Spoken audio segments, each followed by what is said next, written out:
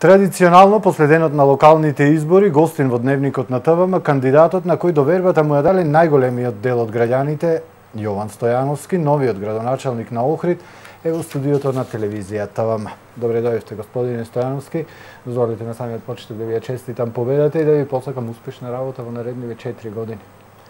И благодарам за честитките и дај Боже да имаме успешна работа и дај Боже нешто да се направи навистина за Охрид и секогаш да имаме нов кандидат за градоначалник кој што ќе направи нешто навистина за Охрид.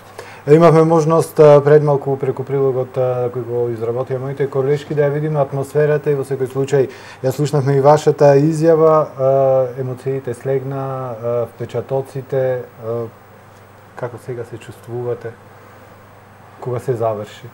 Добро, до барем вчера кога заврши предизборната трка. Да, заврши предизборната трка во петокот сосема коректно, заврши и изборите завршија во неделата исто така сметам коректно. И тоа е големата гордост за Охрид дека навистина сме град кој што има демократски интегритет да оди понатака и да се развива во животот.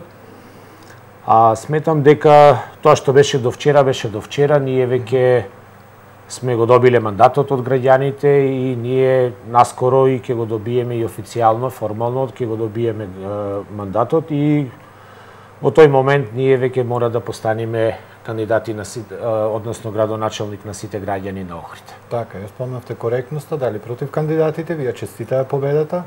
Да. Супер. Државната изборна комисија денес излезе со некои податоци и сега имаме сосем различна мапа која станува збор за моќта на локално ниво. Очекувате некои поголеми поместувања, промени, дали воопшто ја очекувавте победата во првиот круг? Па ние очекувавме победата во првиот круг затоа што Социјалдемократскиот сојуз во овие избори влезе сосема спремен и изборите крајно студиозно и аналитички ги обработивме.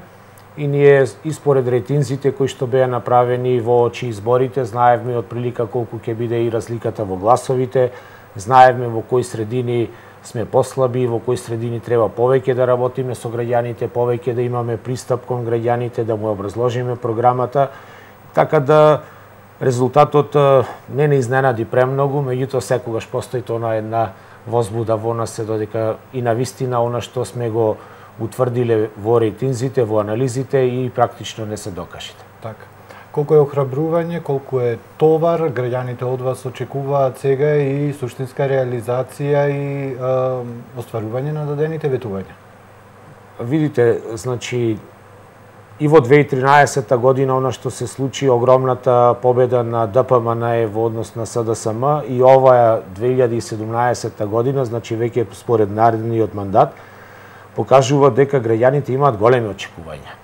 И тоа значи дека и одговорноста на градоначалникот е голема. Ние имавме во 2013 огромна победа на ДПМН, за да во 2017 имаме огромен порас на ДПМН. Тоа покажува дека гласачкото тело е изградено со јасни ставови, со јасни очекувања што треба да направи еден градоначалник, така да одговорноста на градоначалникот во наредните 4 години, тоест мојата одговорност, ќе е голема пред граѓаните. Така, се чувствувате како прв меѓу еднаквите и дали сега секогаш ќе имате во предвид дека власта, дека одговорноста ви ја дадоа граѓаните, а не политичка партија? Апсолутно. Апсолутно. Пораката на сите зрели луѓе кои што работеа со мене во текот на овие локални избори е таква дека никој од нас не е заслужен, освен дека граѓаните сакаат и очекуваат нешто подобро во наредниот 4-годишен период во развојот на Охрид. Ни за самиот крај, додека траеше кампањата, разговаравме токму за тоа дека сега и на локално ниво вашата политичка партија е на власт и на централно ниво. Како ќе оди таа соработка за подобрување на општата слика, барем кога станува збор за развојот на нашиот град? За развојот на нашиот град мораме ние да имаме, секогаш сум го викал, дека соработката помеѓу локална и централна власт мора да биде на највисоко ниво, со оглед на тоа дека општина Охрид се уште е во раните фази на децентрализација, тоа значи дека сме ние едно детенце мало кое што се уште зависи од родителите.